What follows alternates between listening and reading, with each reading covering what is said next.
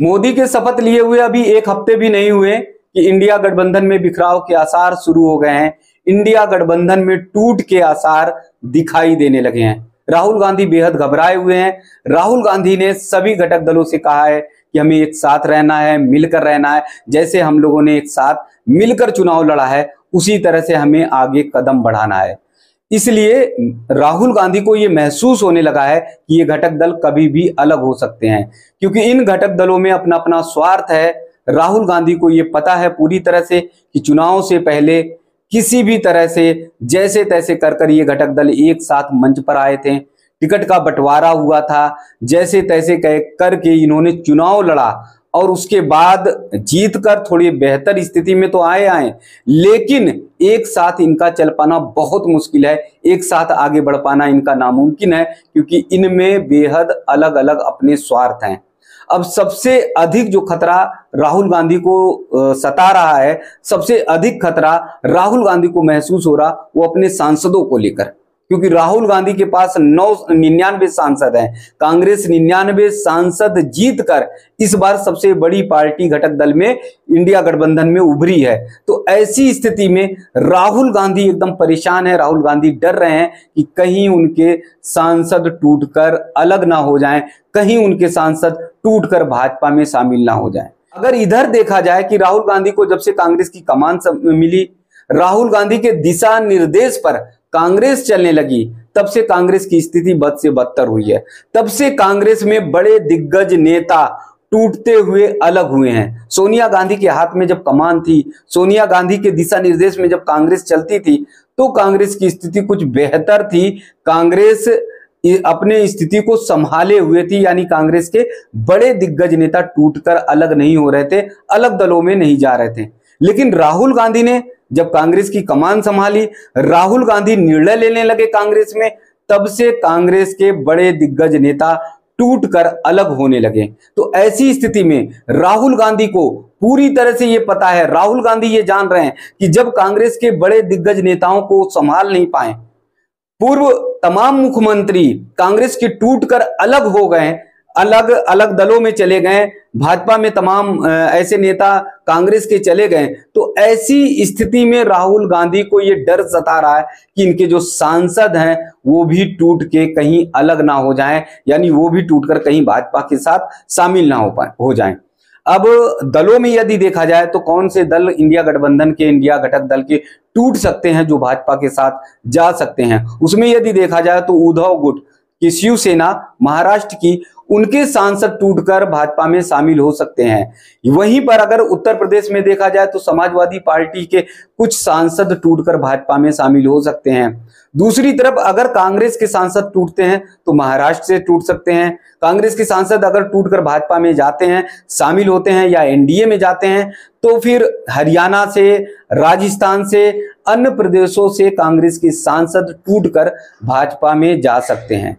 तो इसलिए राहुल गांधी को ये डर सताने लगा है कि कहीं इंडिया गठबंधन का जो कुनबा है, जिसको किसी भी तरह से जैसे तैसे कर जोड़ा गया था, चुनाव से पहले एक मंच पर सभी नेताओं को लाने का काम किया गया था, चुनाव से पहले एक साझा कार्यक्रम चलाने की कोशिश की गई थी, ये सपना कहीं बिखर ना जाए और इंडिया गठबंधन टूट ना जाए, इंडिया गठबंधन के नेता अलग अलग हो जाए। अब इंडिया गठबंधन में टूट के आसार क्यों दिखाई देते हैं, इंडिया गठबंधन के जो दल हैं, घटक दल हैं, वो अलग अलग क्यों हो सकते हैं? क्योंकि आने वाले दिनों में विधानसभा चुनाव हैं। इन विधानसभा चुनाव में अलग अलग दलों की अपनी अलग राजनीति होगी, अपना अलग स्वार्थ होगा। ऐसी स्थिति में इंडिया गठबंधन के जो घटक दल हैं वो एक साथ चल पाएंगे, ये बहुत बड़ा मुश्किल काम है।